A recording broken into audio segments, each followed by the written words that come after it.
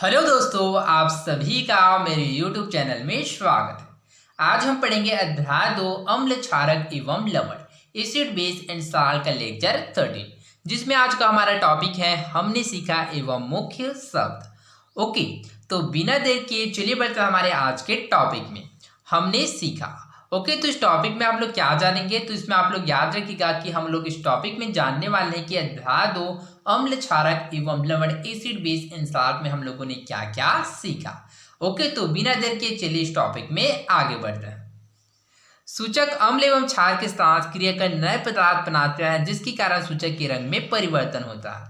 Okay, तो जैसे कि हम लोगों ने सूचक के बारे में जाना था, जिसकी वजह से क्या होता है, हम लोग जिसके द्वारा अम्ल एवं क्षार का पहचान कर सकते हैं। ओके, तो इसके साथ आप लोग याद रखिएगा कि अम्ल एवं क्षार के साथ क्रिया करके क्या है, एक नया पदार्थ बनाता है, जिसके कारण क्या होता है, सूचक के रंग में परिवर्तन होता है, जिससे हम लोग क्या है आसानी से पहचान सकते हैं कि कौन अम्ल एवं कौन क्षारक है।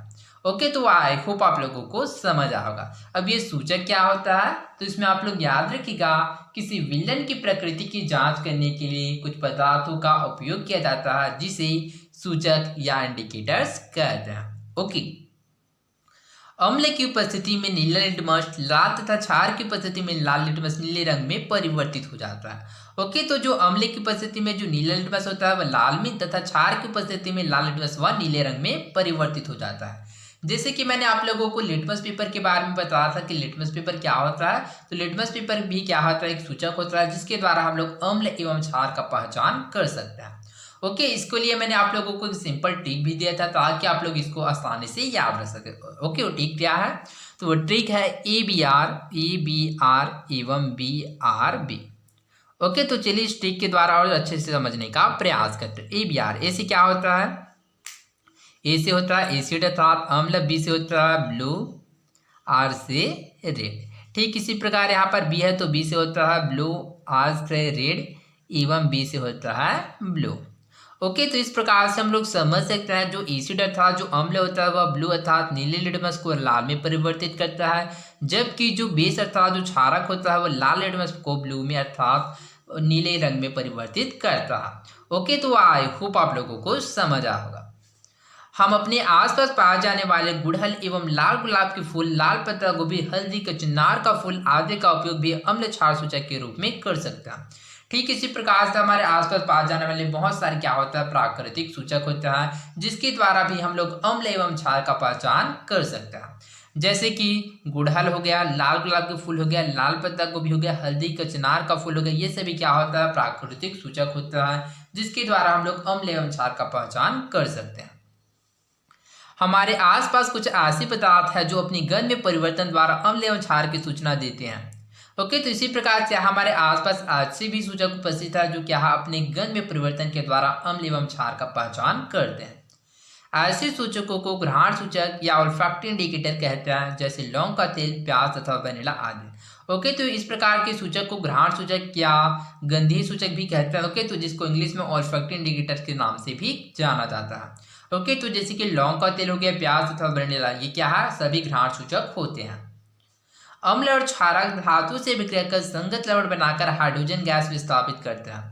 ओके, तो जो अम्ल और क्षारक क्या करता है, वह धातु के साथ विक्रिया करके संगत लवण बनाता है, साथ ही हाइड्रोजन गैस को विस्थापित करता है। कैसे, तो चलिए इसको हम लोग समीकरण के द्वारा समझते हैं। ओके,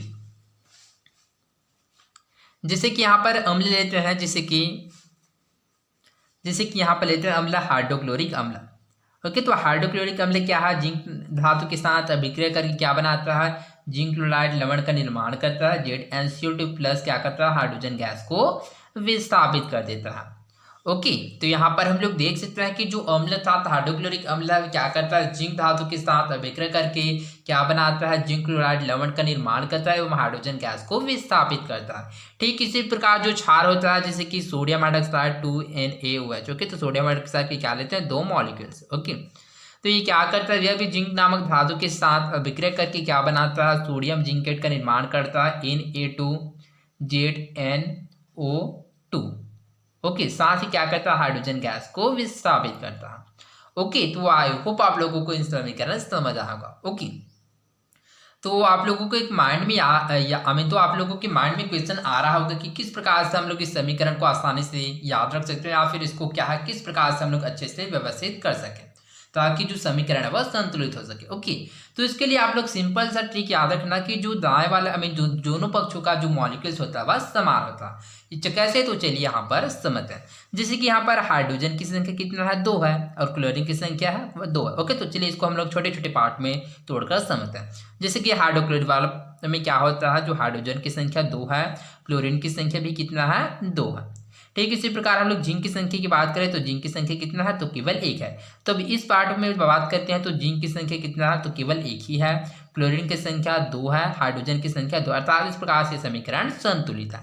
ठीक, इसी प्रकार हम लोग सेकेंड समीकरण की बात करें तो यहाँ पर देखेंगे तो जो सोडियम का संख्या कितना है, सोडियम का संख्या भी 2 है।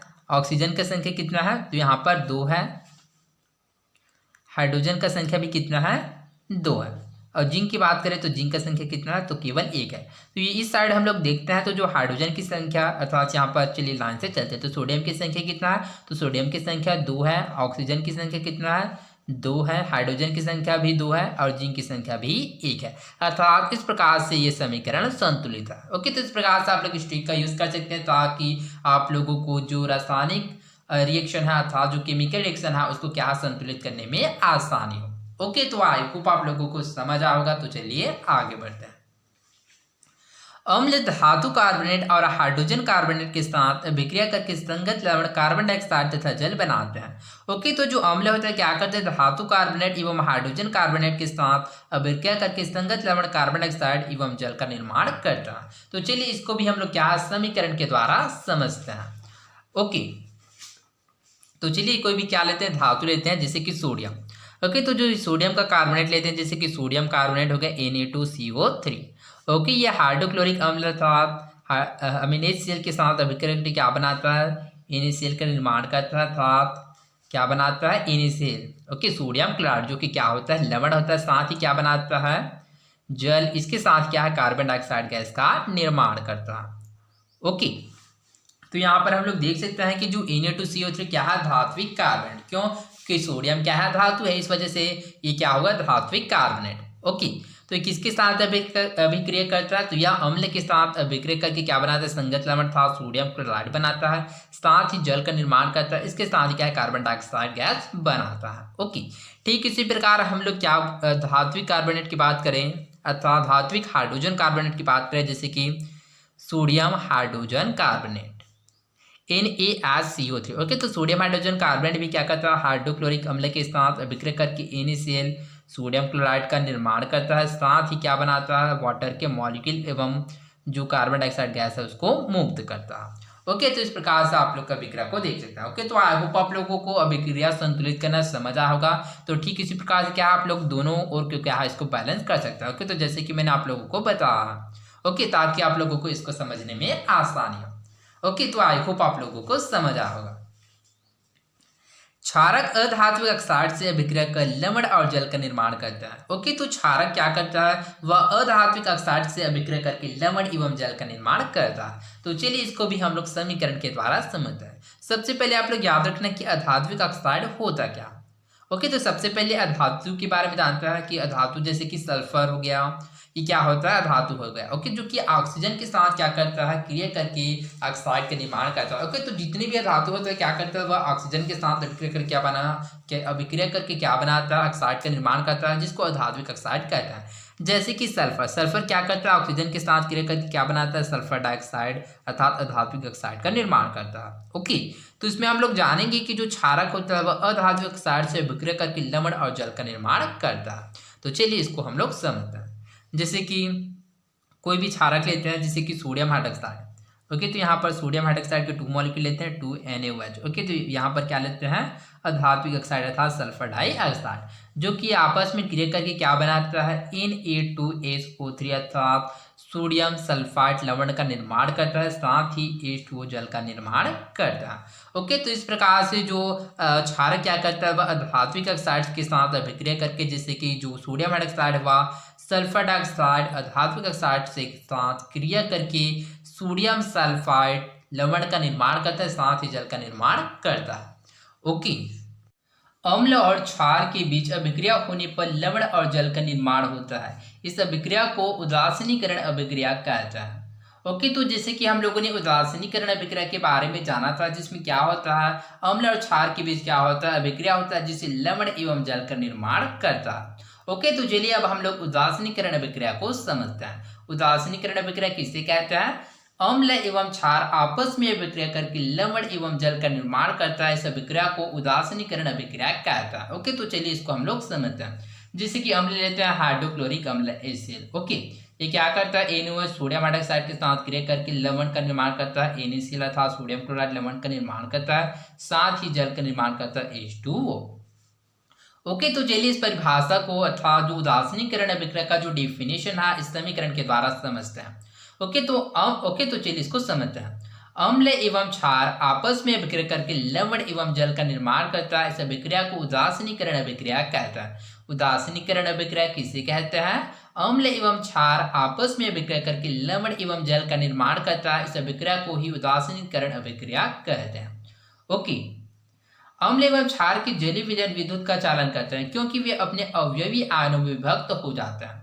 ओके, तो जो अम्ल एवं क्षार क्या होता है, वह जलीय विलयन में क्या विद्युत का चालन करता है। ओके, तो क्यों चालन करते हैं? क्योंकि वो अपने अवयवी आयन अर्थात धन आयन एवं ऋण आयन में विभक्त हो जाता है, जिसकी वजह से वह क्या करता है, विद्युत का चालन करता है।